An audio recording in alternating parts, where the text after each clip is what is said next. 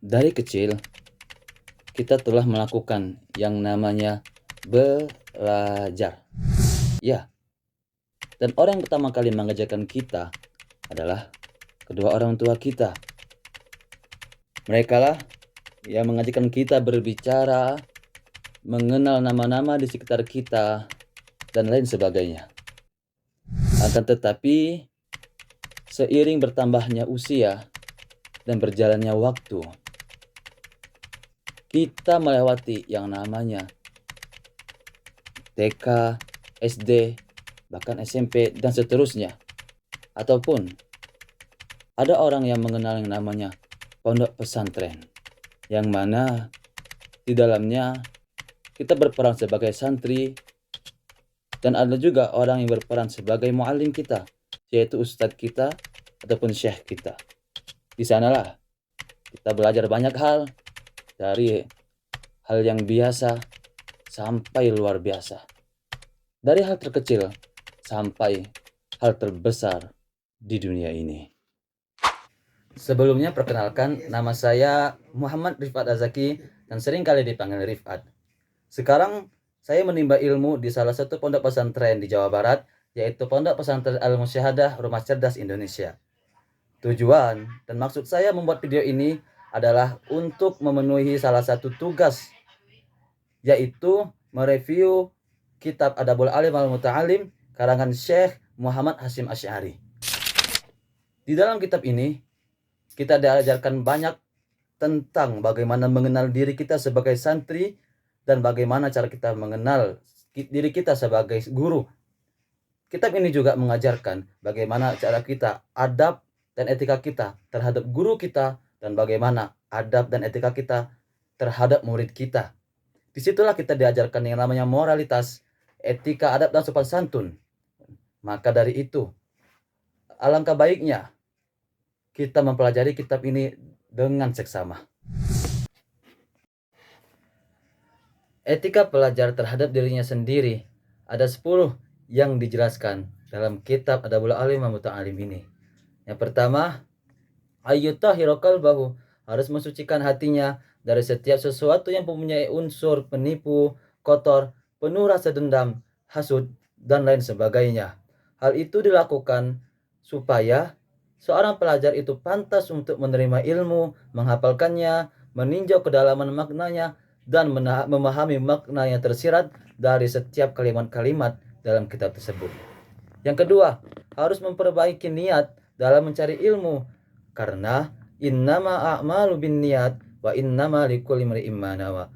Karena sesungguhnya segala sesuatu itu tergantung pada niatnya, dan orang akan mendapatkan yang apa ia niatkan. Dengan tujuan itu, dengan memperbaiki niat, maka tujuan tersebut adalah untuk mencari ridha Allah Subhanahu wa taala serta mampu mengamalkannya, menghidupkan syariat Allah untuk menerangi hatinya, menghiasi batinnya, dan mendekatkan diri kepada Allah Subhanahu wa taala. Yang ketiga, harus berusaha segera mungkin memperoleh ilmu di waktu masih muda dan memanfaatkan sisa-sisa umurnya. Jangan sampai tertipu dan menunda-nunda belajar dan terlalu banyak berangan-angan, karena setiap jam akan melewati umurnya yang tidak mungkin diganti ataupun ditukar kembali. Lan tarji'a ayyamul lati madat, sungguh tidak akan pernah kembali waktu yang telah berlalu dan ia lewati. Seorang pelajar selalu bersungguh-sungguh dalam menghadapi berbagai macam masalah untuk menggapai keberhasilan. Yang keempat adalah harus menerima apa adanya, yaitu bersifat qanaah. Bersifat qanaah yang berupa segala sesuatu yang mudah ia dapatkan, baik itu berupa makanan ataupun pakaian. Ia selalu sabar ketika ia berada dalam keadaan di garis bawah kemiskinan. Semua hikmah akan selalu mengalir dalam hatinya.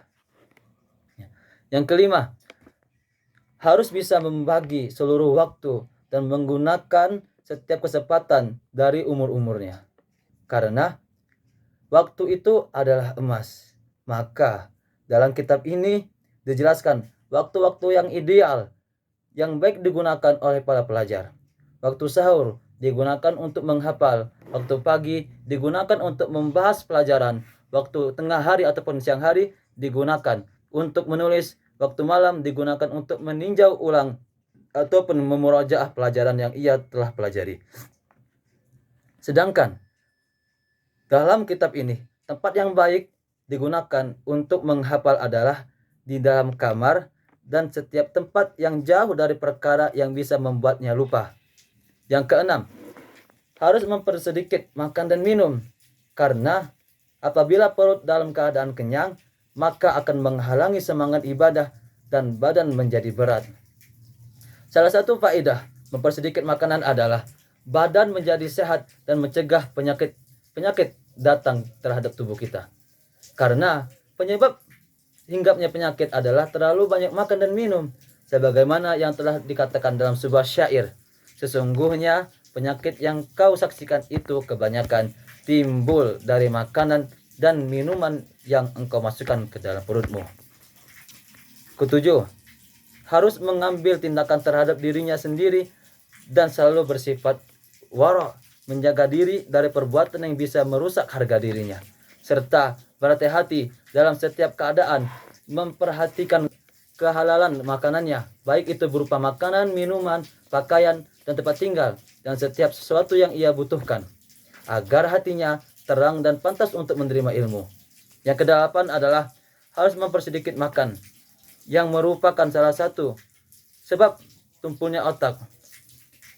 Kelemahan panca indera di dalam kitab ini sendiri dijelaskan ada beberapa makanan atau minuman yang membuat otak kita tumpul, seperti buah apel yang masam, kacang sayur, minum cuka.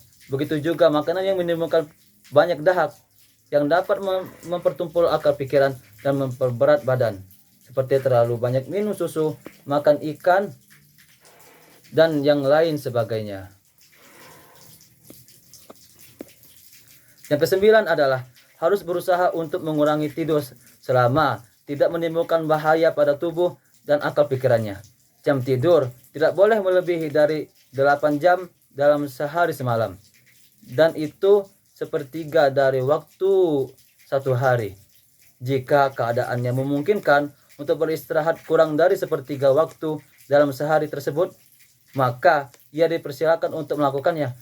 Dan akan tetapi, apabila ia merasa terlalu lelah, maka tidak ada masalah untuk memberikan kesempatan beristirahat terhadap dirinya, sehingga pulih kembali dan tidak menyia-nyiakan waktunya. Yang ke-10, harus meninggalkan pergaulan yang bersifat membuang waktu. Yang lebih baik digunakan adalah untuk belajar, karena meninggalkannya itu lebih penting dilakukan bagi pencari ilmu.